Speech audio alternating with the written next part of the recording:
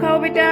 Mango ice cream कैसी बनी ice cream? अच्छी, बहुत अच्छी। चलो, ओके।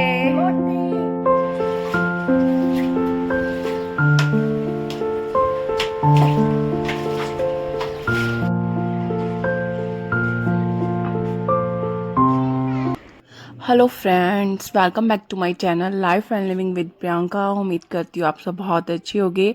तो ये दिन सैटरडे और 11 या 11:30 के स्टार्ट अराउंड इतना टाइम होगा, यहाँ से स्टार्ट हो रहा है मेरा व्लॉग। तो मैंने मतलब ब्रेकफास्ट हमारा सब डन हो गया था, हमने सैंडविचेस खा लिए थे। तो उसके बाद में मैं ये खिचड़ी चढ़ा रही थी क्योंकि मुझे आज ढेर सारे काम करने हैं ताकि उन कामों से फ्री होके हम सिर्फ ये खिचड़ी खा लें। और सैटरडे को कई बार हम खिचड़ी बना ही लेते हैं। तो वंस इन अ वीक खिचड़ी बना लो ना तो बेस्ट रहती है, स्टमक के लिए भी अच्छी होती है, तो वो बेस्ट ऑप्शन है समर्स के लिए। तो खिचड़ी साथ में कर्ड।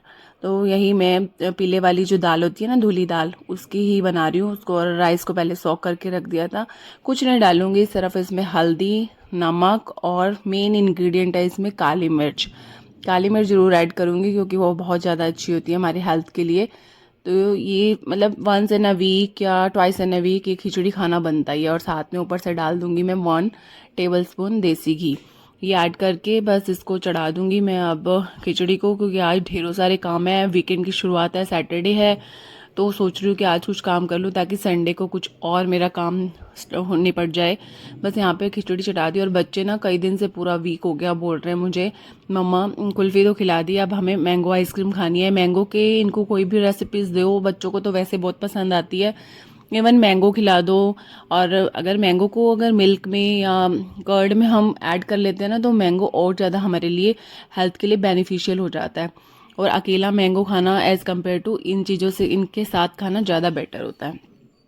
तो बस यहाँ पर मैंने 2 मैंगो ले लिए। लेकिन मैंगो फ्रेंड्स मतलब आजकल थोड़ा सीज़न में इस तरह से ही मैंगो आ रहे हैं कि बहुत ज़्यादा पके हुए येलो येलो नहीं आ रहे हैं। लेकिन अगर बहुत मीठा वाला और येलो येलो आम हो ना तो वो उसकी आइसक्रीम बनाओ तो ज़्यादा बेटर बनती है। तो बस मैंने यहाँ पर 2 आम ले लिए, उनको पील कर रही हूँ।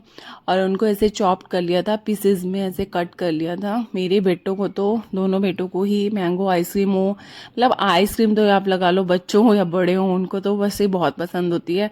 और बाहर की खाने की बजाय अगर हम उनको घर के इंग्रेडिएंट से ही मैं आइसक्रीम खिलाएं तो वो ज़्यादा बेटर है मेरे ख्याल से। और हम एज ए पेरेंट्स, तो हम एज ए मदर लगा लो, हाउसवाइफ लगा लो, तो हमारा ये कंसर्न, हमारी रिस्पॉन्सिबिलिटी है ही हम अपने बच्चों की केयर कर सकें।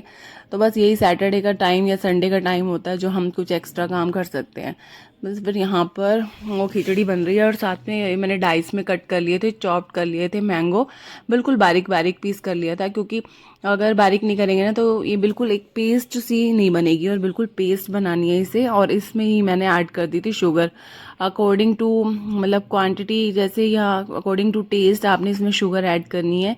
और जैसे आप खाते हो, अगर ज़्यादा मीठा खाते हो तो थोड़ा ज़्यादा, वैसे आम अगर मीठा है तो थोड़ा कम ही शुगर ऐड करना।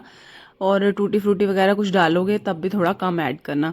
बस फिर इसमें मैंने शुगर डाल के चला लिया था। और एक मतलब बारीक सी बिल्कुल ही पेस्ट होती है ना, जैसे इस तरह से बनाना है। थोड़ा सा भी एक पीस चंक्स भी नहीं रहना चाहिए क्योंकि हम चंक्स अलग से डालेंगे।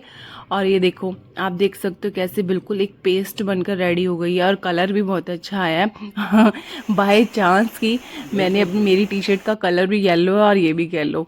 तो बस यहाँ पर मैंने ले ली थी 250 ग्राम के करीब अमूल की फ्रेश क्रीम। वैसे तो घर पे रखी मलाई की भी बना सकते हैं, लेकिन जो मेन अच्छे से बनती है ना तो यही अमूल फ्रेश क्रीम की ही बनती है। ये 200 आई थिंक या 250 ग्राम का आता है ये।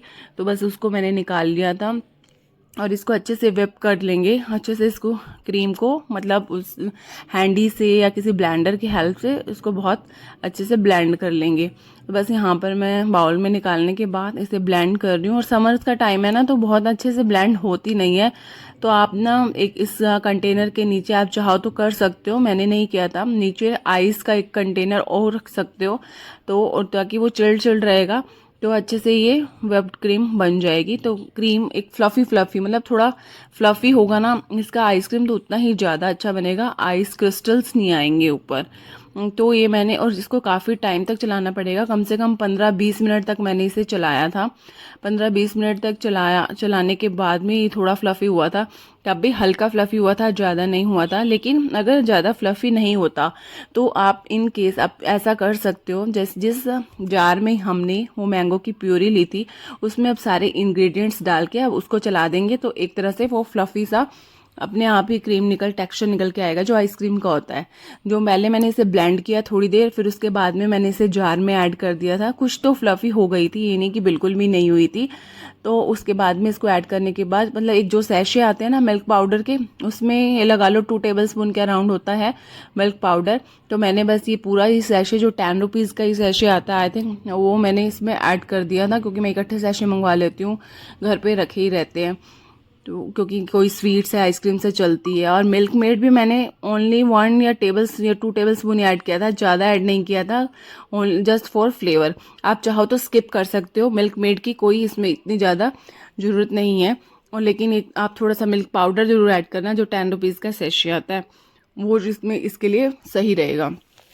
बस फिर यहाँ पर ये हो गई थी, देखो आप कितने अच्छे से फ्लफ़ी पेस्ट रेडी हो गई थी। और इसका जो टेक्सचर आएगा ना, वो इस तरह से होना चाहिए जिस तरह से मैं इसको कंटेनर में निकाल रही हूँ। ना ही ज़्यादा पतला होना चाहिए, ना ही ज़्यादा गाढ़ा होना चाहिए। और इस तरह से ये फ्लेवर ऐसे टेक्सचर रहेगा ना, तो बहुत अच्छे से आइसक्रीम आपकी अच्छे से आइसक्रीम फ्रीज़ होएगी और बहुत टेस्टी लगेगी। लिटरली जैसे असली आम जो होता है ना, टेस्ट आता है असली आम, असली मैंगो की आपने खाई होगी आइसक्रीम, बच्चों ने खा रखी, आपने खा रखी होगी, बिल्कुल लिटरली वैसा ही इसका फ्लेवर बना था।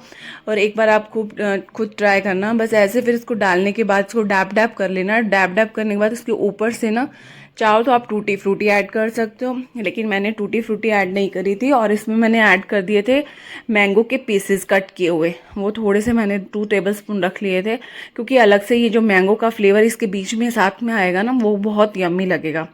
बस इसको मैंने पैक करके, और ये मतलब ये लगा लो मैंने आफ्टरनून में रेडी करी थी, रात तक मेरी रेडी हो गई थी और नाइट में हमने खाई थी, बहुत ही यम्मी लगी थी। बस इसको चाहे आप पेपर की हेल्प से इसको भी पूरा कैप करके इसके ऊपर रबड़ लगा सकते हो, या पहले पेपर लगाकर, जो होता है हमारा फूड पेपर, उसके ऊपर ये कवर कर फिर आप रबड़ लगा सकते हो, ताकि इसमें ना आइस क्रिस्टल नहीं हुए। अगर आप इसको ऐसे ही छोड़ दोगे ना, तो इसमें आइस क्रिस्टल का डर रहता है कि ऊपर ऊपर वो बर्फ लगती है ना, वो नहीं लगे आइसक्रीम में। और हमारे ऐसे करने से फिर उसमें आइस क्रिस्टल नहीं जमते हैं। तो बस अब इसको मैंने फ्रीज़र में रख दिया है, और मेरी फ्रीज़र में ना लिटरली सेम डे में मेरी आइसक्रीम बनकर रेडी हो जाती है। तो नाइट में हम ये आइसक्रीम खाने वाले हैं। उसके बाद मैं आ गई थी अपने बालकनी में, क्योंकि दिन सैटरडे है, सैटरडे को मेरे ये जो ऐसे वाले काम होते हैं मेरे को निपटाने होते हैं। तो मैंने यहाँ पर अपना पूरा बाग ही खिला रखा है, खिलेरा कर रखा है, क्योंकि ये था कि बहुत टाइम हो गया, इनकी प्लांट्स की कटिंग करनी है, इनको शावर कराना है, और सारे प्लांट्स को देखो डस्टिंग हो जाती है, पोछा झाड़ू सब लग जाता है, लेकिन सारे प्लांटर्स को हटा के रिमूव करके हम डेली डस्टिंग या क्लीनिंग नहीं कर सकते। तो ये वीकेंड का डे है, तो मेरा यही था कि आज मेरा यही पर्पस था कि देखो आप कितना ज़्यादा कूड़ा गंदगी निकल गई है।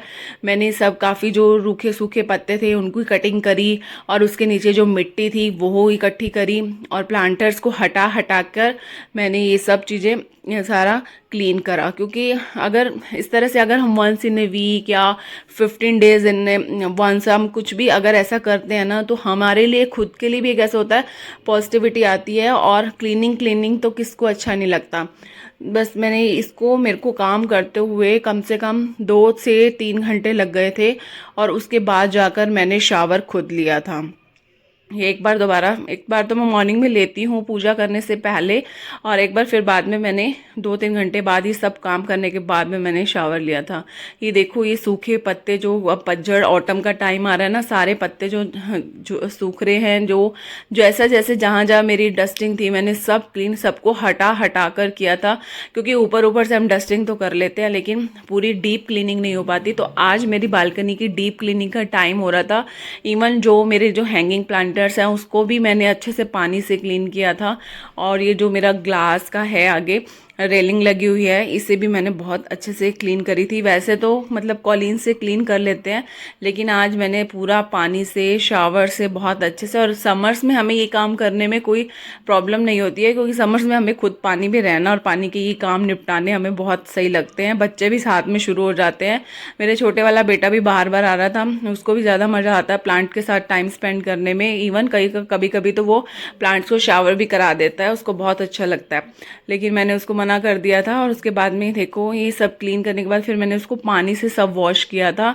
और लिटरली मतलब इतनी चमक गई थी ना मेरी बालकनी की, बैठने में बहुत ही मज़ा आ रहा था। आफ्टरनून का टाइम था, लेकिन अभी ऐसे नहीं है कि धूप आ रही हो। मेरी बालकनी में भी धूप नहीं आ रही थी, क्योंकि सर्दी में हमें चाहिए होती है धूप, तब तो बहुत आ जाती है बालकनी में, और गर्मी में चाहिए नहीं चाहिए होती, तो फिर हम आराम से अपना काम कर सकते हैं।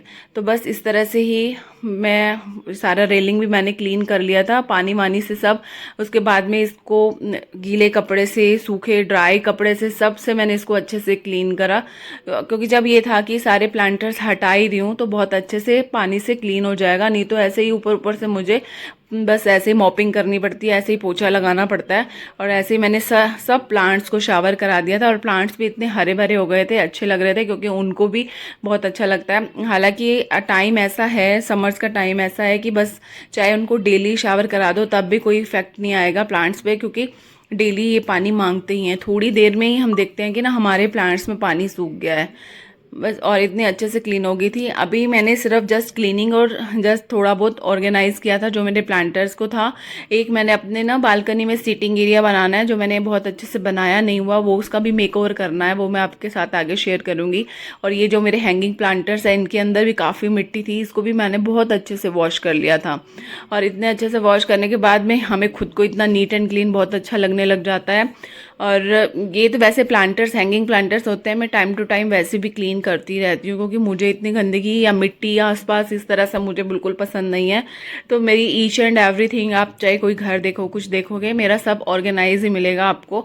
लेकिन ये ऑर्गेनाइज कैसे होता है, क्यों होता है, ये सब हमें अपना टाइम मैनेज करना पड़ता है। तो एक टाइम मैनेजमेंट की भी मैं आपके साथ में वीडियो शेयर करूँगी बहुत जल्दी, जिससे आप भी टाइम अपना मैनेज कर सकते हो। ये देखो, अब सब प्लांटर्स हटा के सब मेरी बालकनी क्लीन हो गई है। अब सब एक जगह रख दिए हैं, और ये सूख भी गया है अभी नीचे का फ्लोर। अब मैं अब जगह जगह जहाँ जहाँ मुझे अपने प्लांट्स रखने हैं मैं वहाँ रखूँगी। अब इसको मैं ऑर्गेनाइज कर दूँगी, जो हैंगिंग प्लांटर्स हैं उनको भी ऑर्गेनाइज कर दूँगी। और जहाँ जहाँ, हालांकि ये नहीं फिक्स नहीं है, मेरे प्लांटर्स की जगह मैं चेंज करती रहती हूँ, कभी कहाँ कभी कहाँ, तो मुझे बहुत अच्छा लगता है चेंजिंग। और देखो, ये ग्लास भी कितना क्लीन हो गया था। और हैंगिंग प्लांटर्स बस मैं लगा रही थी, कर रही थी ऑर्गेनाइज। और जो जो जिस तरह से, कुछ तो मैंने हैंगिंग के अंदर ही ऐसे डायरेक्ट ही प्लांट्स लगाए हुए हैं, और कुछ के अंदर बस मैं इसको पॉटिंग कर देती हूँ, इसमें वैसे ही इसमें प्लांट्स या पॉट रख देती हूँ इस तरह से। ये देखो, जेड प्लांट का इस हैंगिंग में प्लांटर में कितना अच्छा लग रहा है। तो इस तरह से मेरी बालकनी हो गई थी रेडी।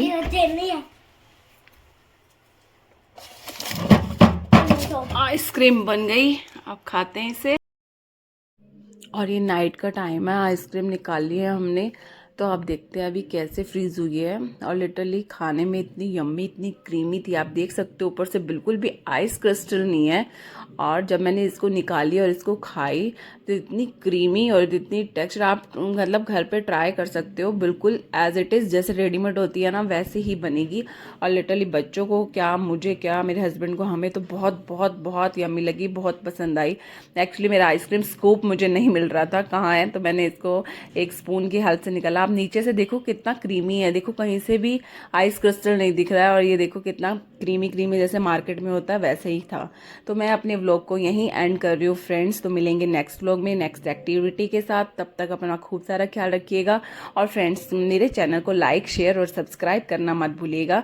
अगर मेरे व्लॉग आपको पसंद करते हैं तो please share, like and subscribe.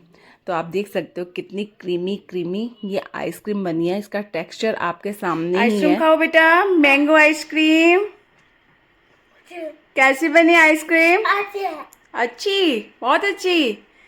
चलो, ओके।